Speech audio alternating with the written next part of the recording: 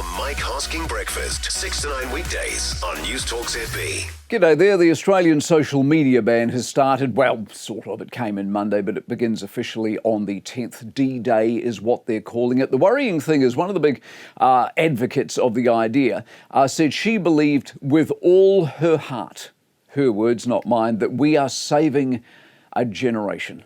That, of course, is not true. Saving them from what? Themselves.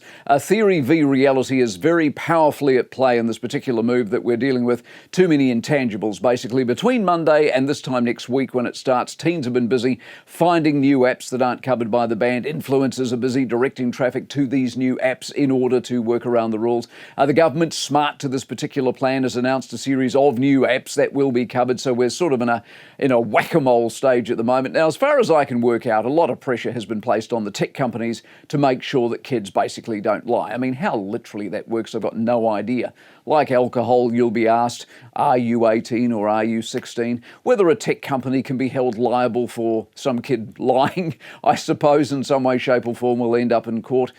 Recognition, face recognition, user profiles, I guess you can use those sort of things. But at some point, a market the size of Australia may actually end up being more trouble than it's worth to a company like, Amazon or one of the tech players that's involved in this particular battle.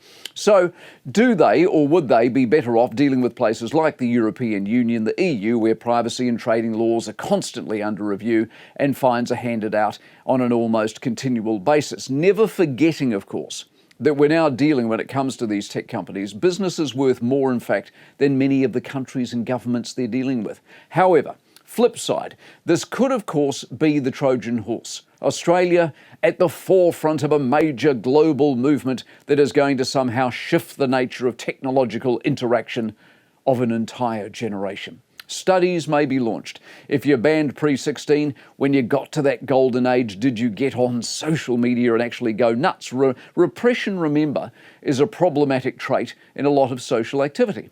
So we watch with interest, I guess, don't we? I mean, I don't think it's going to lead to a lot. It's got a touch of virtue signalling about it all. But theory in Australia is now reality. And I'll tell you this for nothing. I bet a lot of parents actually wish them well. The Mike Hosking Breakfast, 6 to 9 weekdays on News Talk ZB.